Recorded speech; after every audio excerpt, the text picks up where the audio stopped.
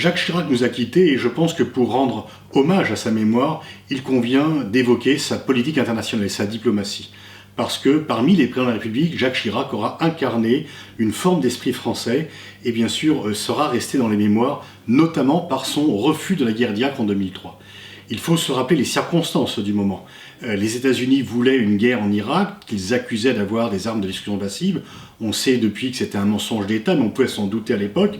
Mais surtout, il était très difficile de s'opposer aux États-Unis parce qu'ils étaient l'hyperpuissance, pour reprendre l'expression de Hubert-Védrine, et qu'il était très difficile de s'opposer à eux.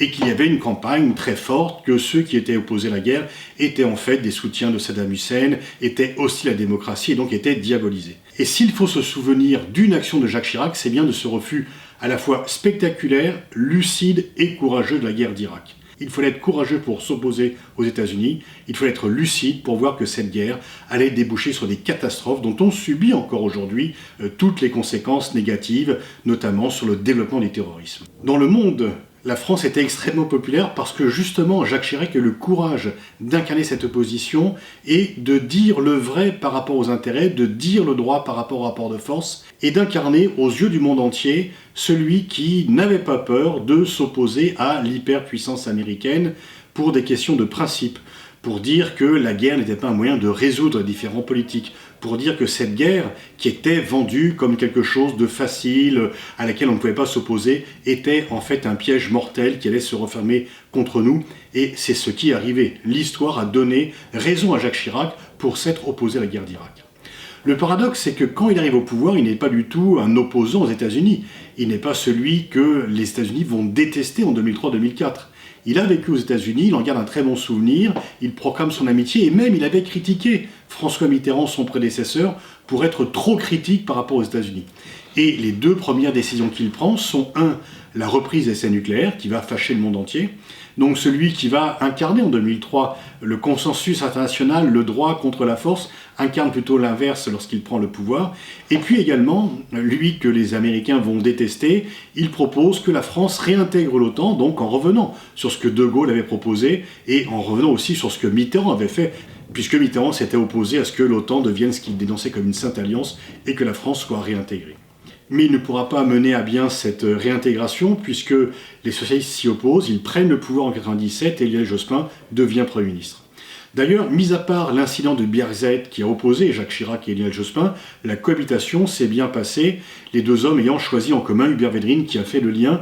Et rendons là aussi hommage à Jacques Chirac, qui a su préserver les intérêts supérieurs de la France en évitant au maximum les querelles de politique intérieure sur les sujets internationaux. Après la reprise des essais, il va se rendre compte que ça a suscité un tollé, que ce n'est pas seulement l'Australie et la Nouvelle-Zélande qui s'opposent aux essais, mais l'ensemble du monde, y compris les voisins européens, y compris l'Allemagne. Et donc il va revenir en arrière et il va décider de la fermeture de la base de Mururoa, là où on faisait les essais nucléaires, et il va prendre une position plus ouverte par rapport au désarmement. Lorsqu'il était dans l'opposition, Jacques Chirac passait pour être eurosceptique. Il s'était d'ailleurs opposé aussi bien à Valéry Giscard d'Estaing qu'à François Mitterrand, qu'il jugeait trop européen.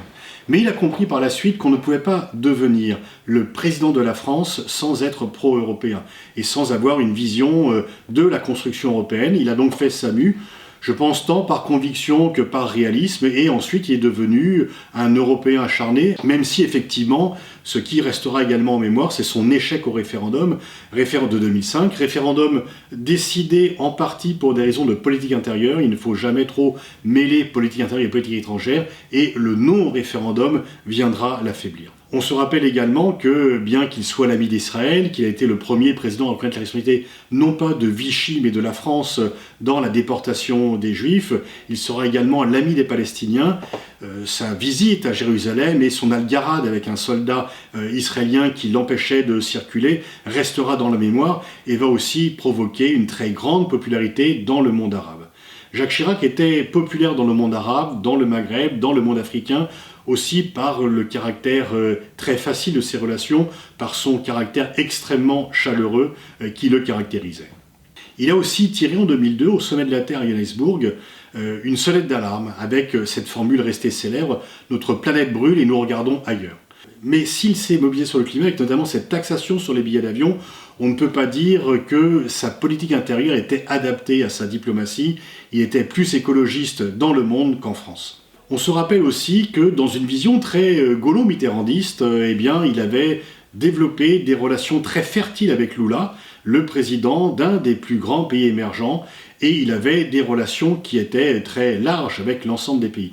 Pour Chirac, dans une filière gaulo-mitterrandiste qui montre d'ailleurs que le gaulo-mitterrandisme n'est pas réservé à la période de guerre froide, comme l'a montré le refus de la guerre d'Irak, Jacques Chirac a des relations développées avec de nombreux pays, le Japon, mais aussi la Chine, la Russie.